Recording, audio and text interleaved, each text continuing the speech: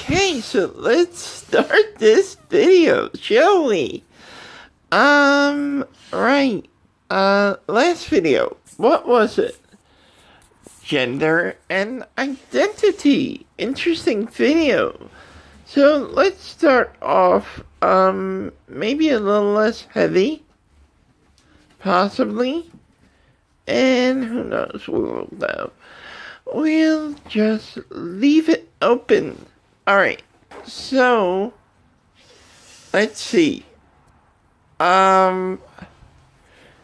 Okay, so in this video, we will start out by covering probably one topic that's going to be on my mind for this year until it happens, which it is happening this year. That would be SRS, or GCS, or technically named vaginoplasty. Yes, so I am scheduled, well, not officially, but it is very much, suggested in a very heavy-handed way. Mine will occur in March. And this is following my orchiotomy, which was last November, in November 20th, in fact. So it's been a really cool year, I must say. And I'm delighted. Right, okay, so, for those who aren't familiar, the whole process starts with the orchi, as it's referred to in short. Anyway, so whether you have the orchi beforehand, such as I did in November, or whether you have it as part of the whole surgery, is completely and totally up to you. In any event, what that does is you actually remove the testicles and empty out the scrotum. Ooh, ouch. Might be another reason why people nickname it ouchie. Honestly speaking though, it really isn't that extensive or all-involved a surgery. The surgery is about 45 minutes to an hour. Of course, it requires a lot of prep work, and you have to sign paperwork. And there's pre-surgical clearance and so forth. Recovery time is also relatively short, although, I've heard some people quote as longer, so I guess really it depends all on your circumstances and the person. One thing I will tell you when going in for surgeries like this is prepare yourself. The key to these surgeries are mental maturity and preparedness. And if you don't have it, you may very well find yourself in a difficult place. And none of us want that, even if the surgery is ultimately something you're seeking. It'll start to ruin the experience for you, and no one wants to see that happen. Alright, and the vaginoplasty continues on from removing the testicles. The nerve endings that run down the penile skin are basically shortened to match their vaginal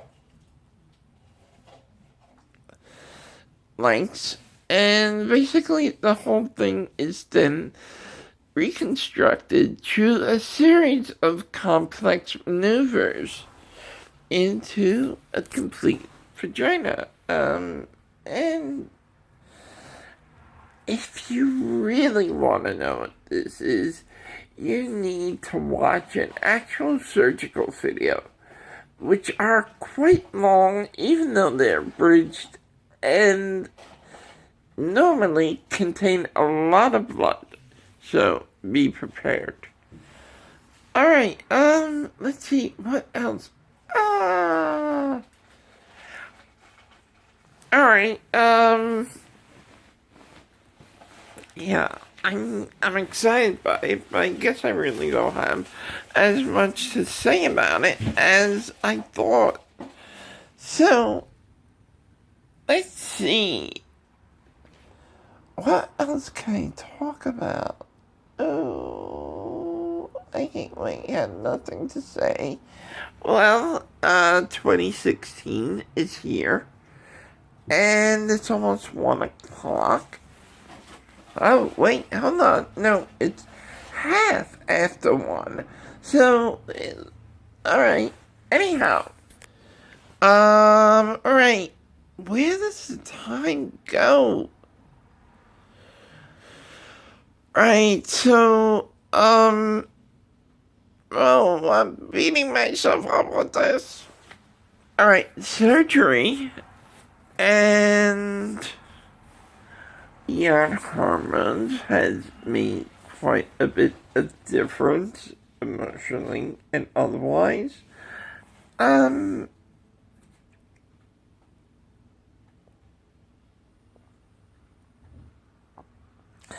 So, alright, okay. Let's get to the nitty gritty of this. What are we talking about? Well, I think that's a big question that has yet to be properly answered, and I think it needs to be. Because all the, hell, I might even go back to the last video in this one, so brace yourself. Transgender, under the, not so much the umbrella term, but the larger, definition outside the, stereotypical binary includes NB or non-binary, and no choice, or no choice, or neutral, or genderless. Ooh.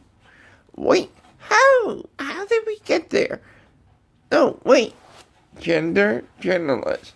Yeah, it is, part of the whole spectrum, and you don't have to transition into it, but you can, and there is dysphoria associated both with envy and, neutros, or neutrois.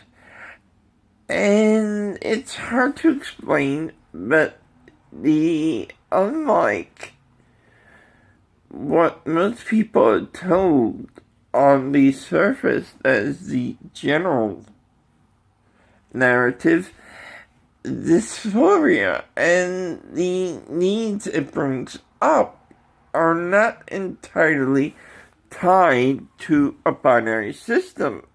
And there are reasons for seemingly binary types of transitions, for example, surgeries or hormones in both non-binary and genderless categories or types.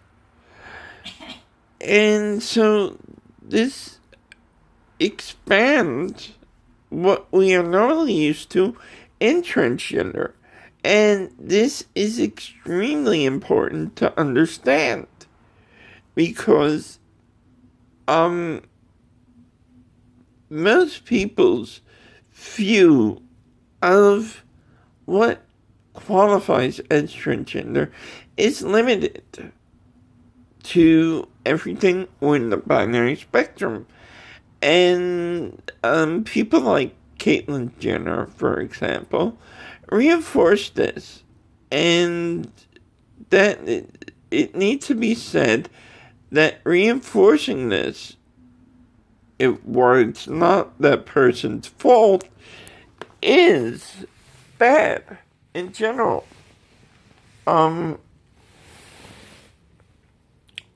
Right, so binary, no good. And it's hard to explain this because even in the binaries, the complexities of gender identity on an intimate level are so wide and so varied that one doesn't simply exist as a simple binary. And who would expect that? Even cisgendered does not exist when a simple binary. There is no simple cis woman or cis man or anything in the nature. So there you go. And anyhow, right, okay. That being said, once this is completely understood and grasped, you then have a better understanding of, I don't know, you have a better understanding of why we need to get away from old binary stereotypes and complications and problems of reinforcing the notion and the desired outcome of passability, which is needed to the degree it is, but it shouldn't be. And we should move towards deconstructing it as a necessity.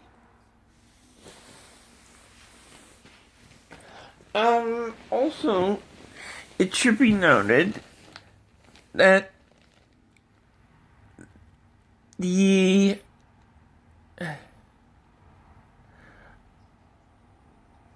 communities of gender expression and even sexual / romantic / familial orientation intersect on separate planes, which basically aren't even planes, but more like spectrums.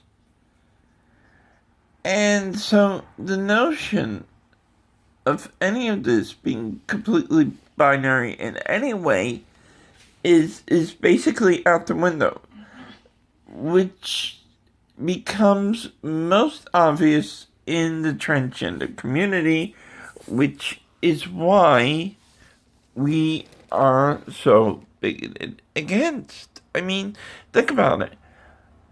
Homosexuality, or at least the previous notion of, the old selling point that they were born this way in a strict notion that, yeah, I'm born to be only attached to guys or only attached to girls, was basically incorrect in some way. It wasn't completely, in the sense that, they may have been born that way, but to say sexuality was that confined and that stringently bound was what was wrong. And we know it now. And because of it, we have all experienced to some level what has been called bi erasure. What is bi erasure? Bi erasure is any erasure of sexual orientation or gender expression which doesn't conform to the strictest um, binary interpretations of sexuality and queer gender expression. What is queer gender expression? Well, if you look at the stereotypical male homosexual on, let's say, Will and Grace, and you notice the hand motions, the voices, all those little, you know, nuances, the way they come out differently from most hetero males is basically queer gender expression under that particular branding. And in the old school, it was basically said this is how it went. And also it was said that bisexuals or pansexuals were confused. They didn't know what they were doing.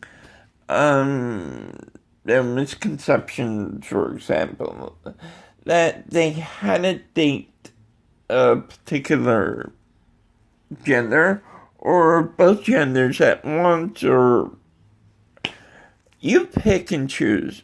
And basically, the erasure part comes from the fact that their identity and their presence was erased by this bigotry.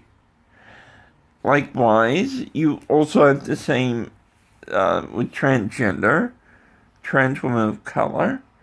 You have similar with different variations of gender expression, such as gender fluid, gender flux, and in transgender, you have the erasure of the identities that don't conform to the strict binary. Trans and the choice, trans and B, and there are others. And so you really can't, all this erasure basically leads to a non-existent. Another example of the bi-erasure that's gone by the simple binary has been asexuality. Not only because it hasn't been talked about much, but also because it's not well understood. In asexuality, the notion is you should not have any sensation. But that is, in fact, not the truth. What defines sexuality is that you have particularly an affinity for sexuality. And in asexuality, your affinity is to things like friendships, familiarity, romanticism, sensualism, anything but sexuality. That's what you're basically avoiding that one driving purpose. Meaning, let's say you're attracted to your mate simply for the purpose of having one, with no other purpose. And you have no sexual drive. It's not like you have this great desire to have sex every 6 seconds. I'd say that could qualify as asexuality.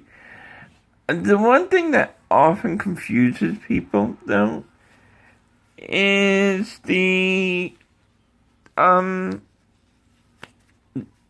similarities between certain things such as sexuality and sensuality.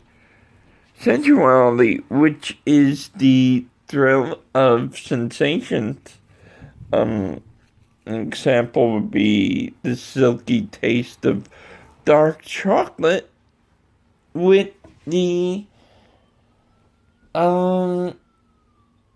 attraction of sexuality. Now, this doesn't seem easy at first, or it doesn't seem, I don't know, plausible at first, or whatever the case may be. But you have to understand it this way.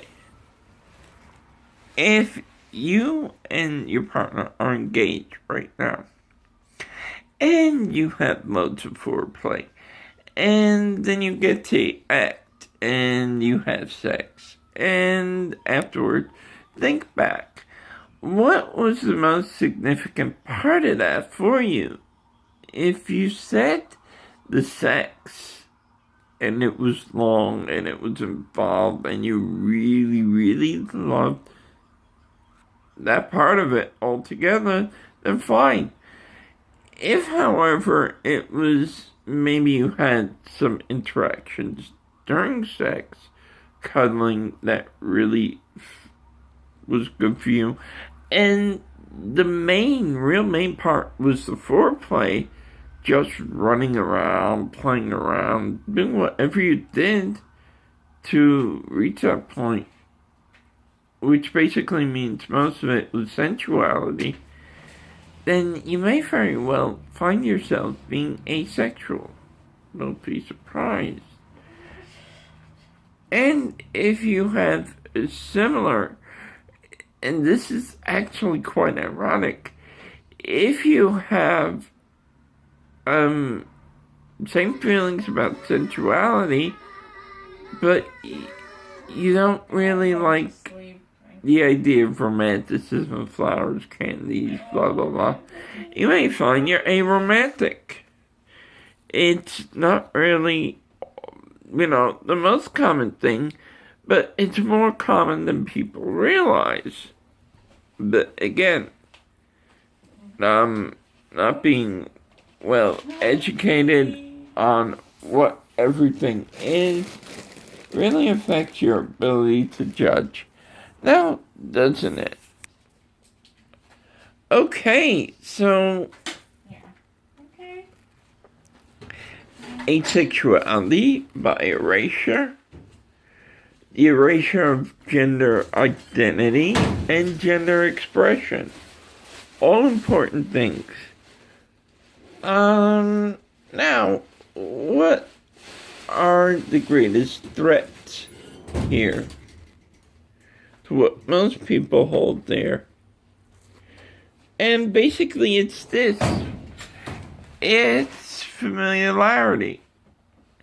People are familiar with a system which they have lived with so long. And they're comfortable, even if the system works against them. And basically, you really can't fight this. You really can't just go ahead and tell them no. I mean, for example, most people still believe in biological sex, even though the fact is, it's not true. You have biology, yes, but there is no F or M branded on your ass. And if this can't be proven grand enough, the birth of intersex children have proved it quite well. You're losing a cat.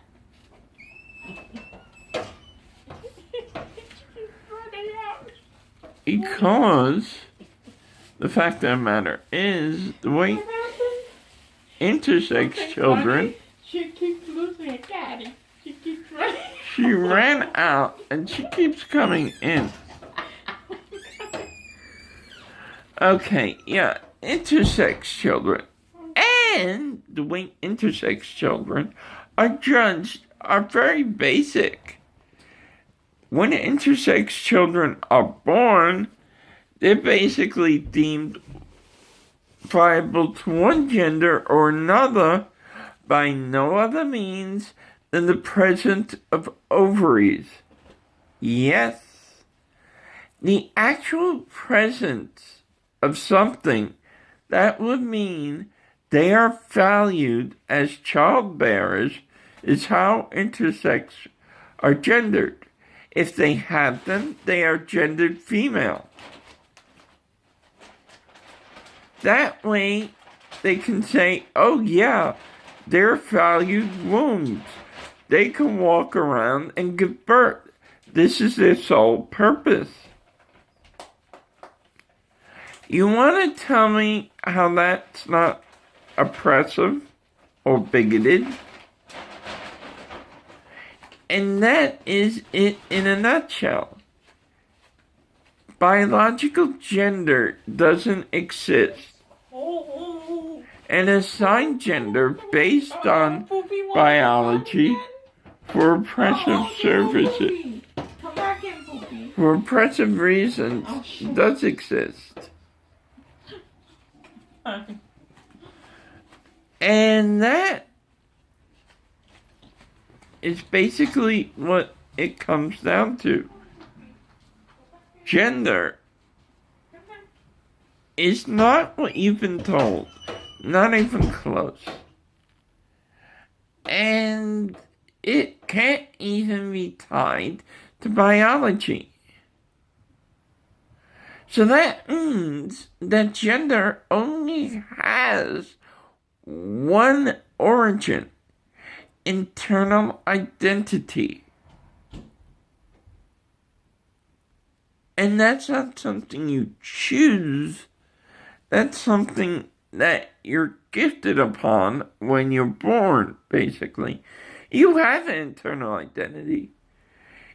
It takes a while to formulate itself, to finally solidify, but it's something you're born with. And once it basically solidifies around 5 or 6, give or take, that is basically what you are.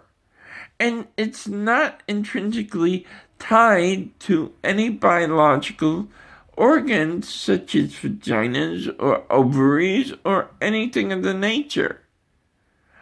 And as for those who have surgeries, the reasons for those surgeries are quite, how should I put this, complicated and intimate. They aren't necessarily sexual or, they're not necessarily sexual or involving, conforming to gender, per se. In some cases, the gender identity presented often is due to those changes, surgeries, and such. For example, a trans feminine could basically identify as a trans woman for the most part, because they, even though genderless, may get surgeries and hormones which place them in the same category, and may also make the transition to the lifestyle and so on and so forth, even though they may still be internally genderless. And this is rather a complicated issue that will probably require another video. Ooh. Oh, right, okay. But basically, It's finally doing something. I don't know what, but it's doing something. basically, it comes down to this. Aside from all these wonderful interruptions, gender is internal.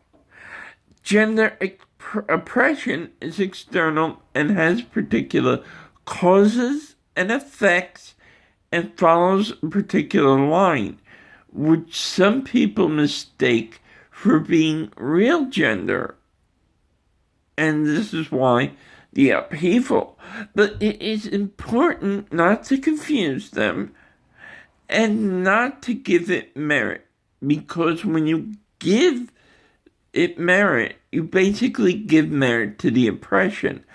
And as Audre Lorde once said, and people can correct me on the usage of this, you cannot use the master's tools when fighting oppression.